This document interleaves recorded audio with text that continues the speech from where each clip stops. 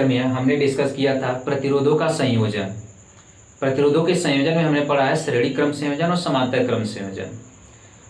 ये इस चैप्टर का ये लास्ट लेक्चर है।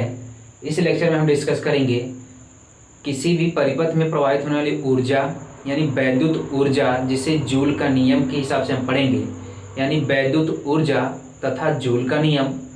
और जो दूसरा टॉपिक होगा वैद्युत शक्ति के बारे में पढ़ेंगे। तो ये दो टॉपिक जो कि मेजर टॉपिक हैं, इसको यहाँ पे हम लोग पूरा देखेंगे इस वीडियो में। तो चलिए स्टार्ट करते हैं। तो स्टार्ट करते हैं। ये रहा पहला टॉपिक आपका वैद्युत ऊर्जा, जो कि वैद्युत ऊर्जा पहले चैप्टर में पढ़ाया गया। वैद्युत ऊर्जा क्या होता है, तो यहाँ पर डेफिनेशन नहीं पढ़ाया जाएगा, केवल कैलकुलेशन किया जाएगा। तो वैद्युत ऊर्जा तथा जूल का नियम।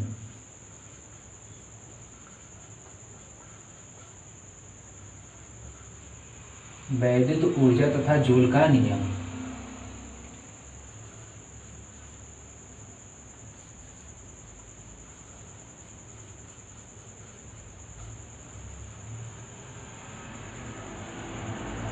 Electric energy and Joule's law.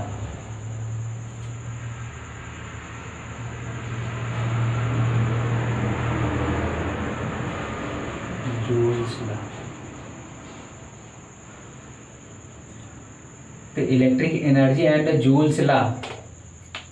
तो देखिए इस नियम में क्या कहा गया है कि जब भी किसी भी परिपथ में, आप सामान्य भाषा में समझेंगे, किसी भी परिपथ में जब धारा का प्रवाह होता है, तो धारा का प्रवाह किसकी वजह से होता है? इलेक्ट्रॉनों को, मुक्त इलेक्ट्रॉनों के प्रवाह की वजह से। परिपथ में मुक्त इलेक्ट्रॉन एक निश्चित दिशा में गति करते हैं तो धारा बोली जाती है, वैद्युत धारा।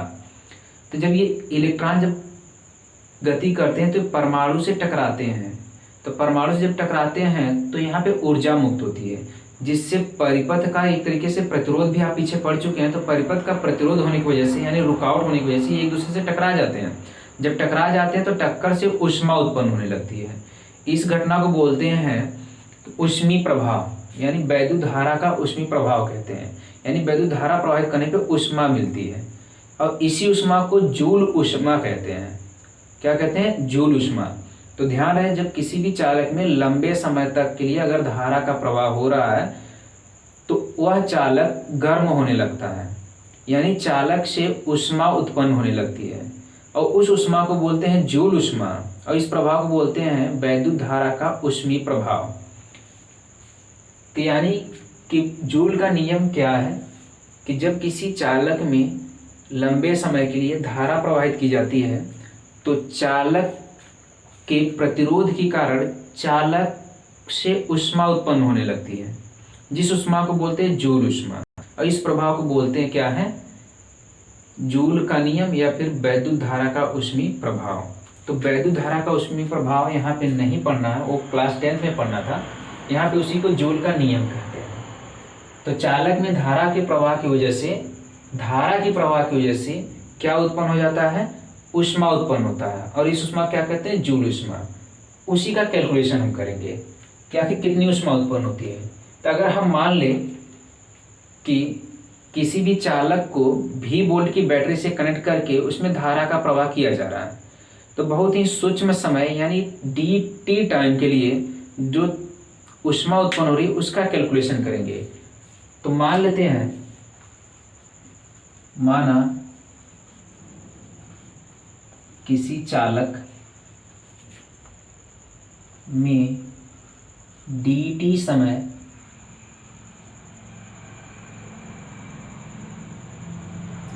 अंतराल में dq आवेश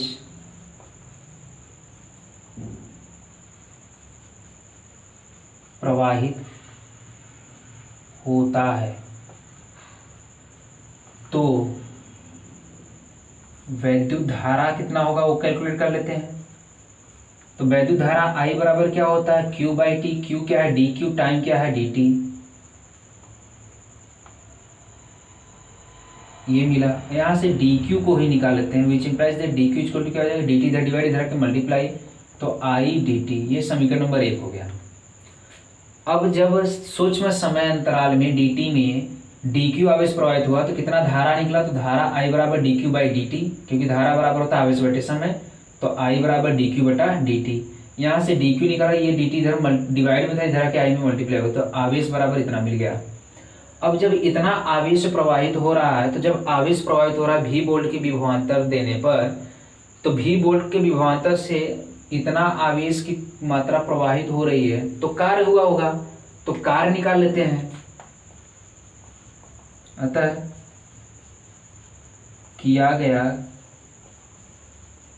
कार्य या फिर ऊर्जा, कार्य को ऊर्जा बोलते हैं।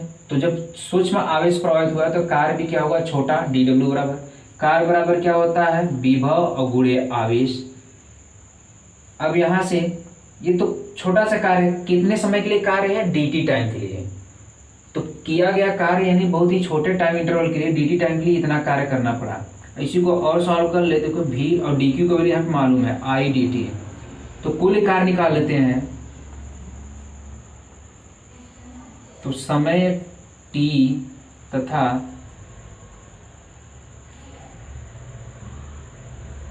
समय t के लिए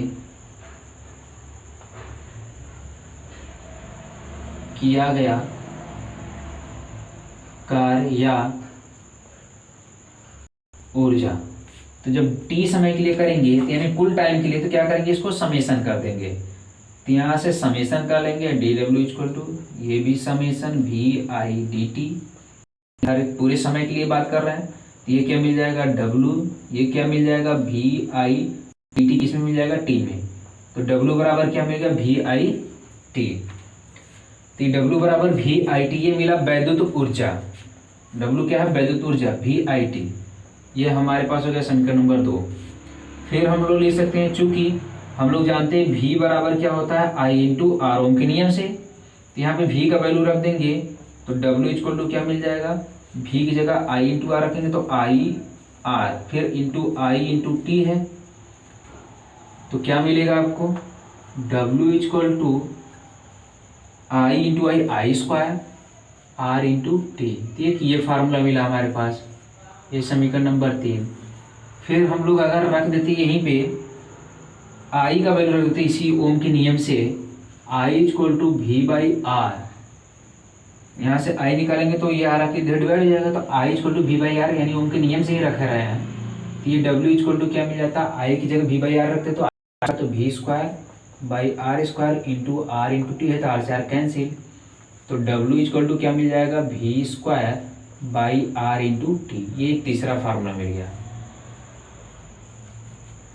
तो यानी हम लोग देख सकते हैं कि समीकरण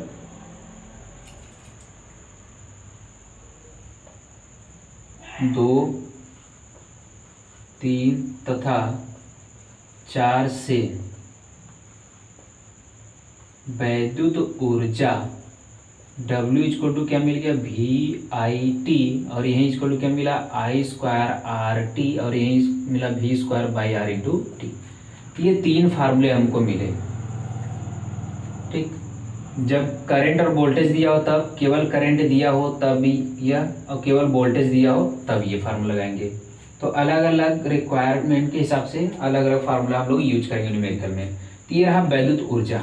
इसी को ऊष्मा में बदलना हो तो ऊष्मा में बदलने के लिए हम लोग क्या करते हैं, ये तो ऊर्जा है, ऊर्जा का मात्रा क्या होता है जूल, तो इतना जूल हुआ ऊर्जा, तो जूल से ऊष्मा यानी कैलोरी में बदलने के लिए 4.2 या फिर 4.2 या फिर 4.18 से क्या करते हैं डिवाइड कर देते हैं, तो इसको ऊष्मीय ऊर्जा में बदलेंगे।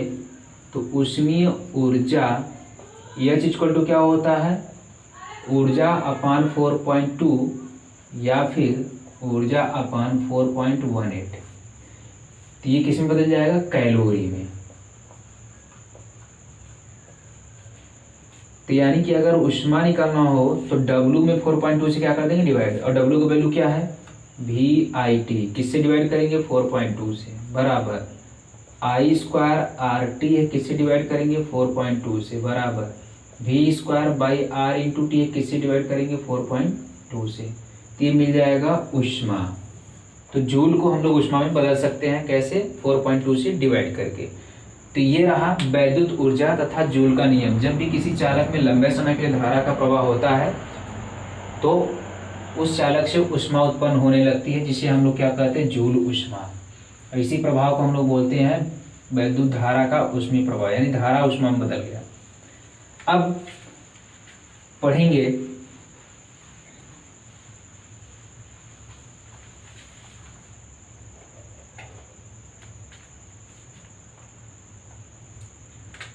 वैद्युत शक्ति।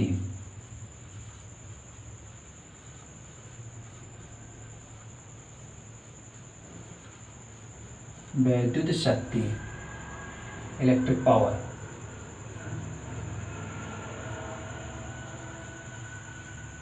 वैद्युत शक्ति क्या होगा?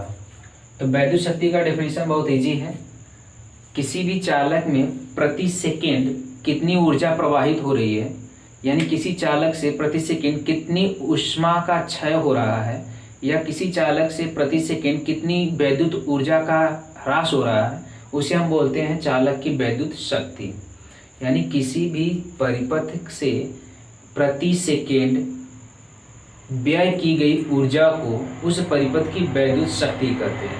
परिपथ से प्रति सेकेंड व्यय ऊर्जा यानी प्रति सेकेंड ह्रास ऊर्जा या प्रति सेकेंड प्रवाहित होने वाली वैद्युत ऊर्जा क्या कहते हैं, उसको वैद्युत शक्ति। यानी प्रति सेकेंड व्यय ऊर्जा को ही हम लोग क्या बोलते हैं, परिपथ की वैद्युत शक्ति। तो परिपथ की वैद्युत शक्ति P से प्रदर्शित करते हैं। P बराबर क्या, प्रति सेकेंड प्रवाहित होने वाली ऊर्जा या व्यय होने वाली ऊर्जा। किसे दिखाते हैं, W से। तो P बराबर क्या मिला, W/T। तो किसी भी परिपथ से प्रति सेकेंड मुक्त होने वाली ऊर्जा या किसी परिपथ से प्रति सेकेंड ह्रास होने वाली ऊर्जा या किसी परिपथ से प्रति सेकेंड व्यय ऊर्जा को क्या बोलते हैं, वैद्युत शक्ति। इसका मात्रक क्या हो जाएगा, इसको सबसे पहले शक्ति के बारे में वाट ने बताया था, इसलिए इसका मात्रक क्या हो जाता है, वाट। या फिर कार्य का मात्रक क्या होता है, जूल प्रति, टाइम का मात्रक क्या होता है, सेकेंड। तो जूल पर सेकेंड या इसी को बोलते हैं क्या है, वाट। तो जूल प्रति सेकेंड या फिर वाट इसका मात्रक होता है। तो ये वैद्युत शक्ति हो गया। अब देखिए, अब आपको मालूम है W का फार्मूला क्या था, सिंस W इक्वल टू क्या था, VIT, फिर I² R/T, फिर V²/R/T है। अगर ये W का वैल्यू बारी बारी से हम उठा के यहाँ पर रखेंगे, तो जैसे VIT रखेंगे तो T से T कैंसिल, तो क्या मिल जाएगा, V/I। ये रखेंगे तो ये भी T से T कैंसिल, यानी कि अगर W के फार्मूले में अगर T से डिवाइड कर देते हैं तो क्या मिल जाएगा, शक्ति। तो देयरफॉर P इक्वल टू क्या मिल जाएगा, VI बराबर I² R बराबर V²/R। यानी कार्य के फार्मूले में से, यानी ऊर्जा के फार्मूले से अगर टाइम हटा देंगे तो क्या मिल जाएगा, शक्ति। तो P बराबर V/I, I² R या V²/R, ये फार्मूला मिला। तो ये रहा वैद्युत शक्ति। तो वैद्युत शक्ति का मात्रक क्या था, जूल पर सेकेंड या फिर वाट। वैद्युत शक्ति के अन्य भी मात्रक होते हैं, क्या होते हैं, जैसे कभी कभी लिखा होता है किलोवाट, 1 किलोवाट, 1 किलोवाट। तो 1 किलो का मतलब होता है 1000 यानी 10⁻³ तो 1 किलो खत्म हुआ, बचा क्या, वाट। तो 1 किलोवाट बराबर 10⁻³ वाट। मेगावाट भी लिखा होता है,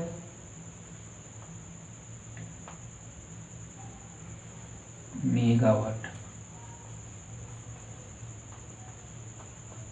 तो 1 मेगावाट, मेगा मतलब मिलियन, यानी 1 इंटू मिलियन मतलब 10⁶। ये मेगावाट हो गया। तो वैद्युत शक्ति का और भी मात्रक होता है, जैसे किलोवाट, मेगावाट, ऐसे हुआ। चलिए अब आगे पढ़ते हैं। इसमें एक बहुत बढ़िया सा टॉपिक है जिसे हम लोग कहते हैं 1 किलो वाट घंटा। 1 किलोवाट घंटा यानी 1 किलो वाट आवर। 1 किलोवाट घंटा, 1 किलोवाट घंटा क्या होता है, देखिए किलो का मतलब हो गया 1000, वाट हो गया शक्ति, घंटा हो गया समय। तो वाट और इंटू टाइम यानी कि शक्ति इंटू समय। शक्ति ये है, समय यहाँ पे आके मल्टीप्लाई हो जाएगा तो शक्ति गुणे समय बराबर क्या मिल जाएगा, कार्य, यानी ये कार्य का मात्रक है। तो 1 किलोवाट घंटा जो होता है वैद्युत ऊर्जा यानी कार्य का मात्रक है। तो देखते हैं कि 1 किलोवाट घंटा क्या होगा ना। तो 1 किलोवाट घंटा का डेफिनेशन क्या होगा पहले ये समझ लेते हैं। किलोवाट, किलोवाट अभी हमने किसका मात्रक बताया, किलोवाट, वाट लिखा मतलब शक्ति। तो कोई ऐसा परिपथ हो जिस वैद्युत शक्ति यानी वैद्युत सामर्थ्य कितना हो, 1 किलोवाट, यानी 1 सेकंड में 1 किलो, यानी 1 सेकंड में कितना, 1000 क्या हो जाए, एनर्जी व्यय हो जाए। तो 1 किलोवाट हो गया शक्ति का मात्रक, यानी कोई ऐसा परिपथ हो जिसकी शक्ति यानी सामर्थ्य 1 किलोवाट हो, उस परिपथ से 1 घंटे तक ऊर्जा व्यय हो, तो जितनी ऊर्जा की मात्रा व्यय होगी उसी ऊर्जा को क्या बोलेंगे, 1 किलोवाट घंटा। अभी हमने बताया कि किलोवाट घंटा कुल ये किसका मात्रक है, ऊर्जा का मात्रक है। तो इसका डिफिनेशन क्या होगा कि कोई ऐसा परिपथ हो जिसका सामर्थ्य यानी वैद्युत शक्ति कितना हो, 1 किलोवाट, और उस परिपथ से 1 घंटे में जितनी ऊर्जा व्यय हो जाएगी उस ऊर्जा को बोलेंगे 1 किलोवाट घंटा। यानी 1 किलोवाट वैद्युत शक्ति वाले परिपथ से 1 घंटे में व्यय होने वाली ऊर्जा को बोलेंगे 1 किलोवाट घंटा। 1 किलोवाट वैद्युत शक्ति वाले परिपथ से 1 घंटे में व्यय होने वाली ऊर्जा को बोलेंगे 1 किलोवाट घंटा। तो अब 1 किलोवाट घंटा लिखते कैसे, देखिए 1 किलोवाट घंटा यानी आवर इक्वल टू होगा कितना, कि कितनी ऊर्जा व्यय होगी 1 किलोवाट आवर में, यानी 1 किलोवाट वैद्युत परिपथ वाले, वैद्युत परिपथ की शक्ति वाले परिपथ से 1 घंटे में, यानी कोई ऐसा परिपथ जिसका वैद्युत सामर्थ्य कितना हो, 1 किलोवाट, उससे 1 घंटे में कितनी ऊर्जा व्यय होगी वो देख लेते हैं। देखिए 1 अपनी जगह लिखा रह दीजिए, किलो का मतलब 1000, वाट को अपनी जगह है रहने देंगे, वाट रहने देते हैं, फिर गुणे आवर बल्कि सेकंड होना चाहिए क्योंकि हम लोग यहाँ पे सेकंड के लिए पढ़े हैं। तो 1 घंटा लिखा हो, 1 घंटे में कितने सेकंड, 3600, तो इसको हमने सेकंड में बदल दिया।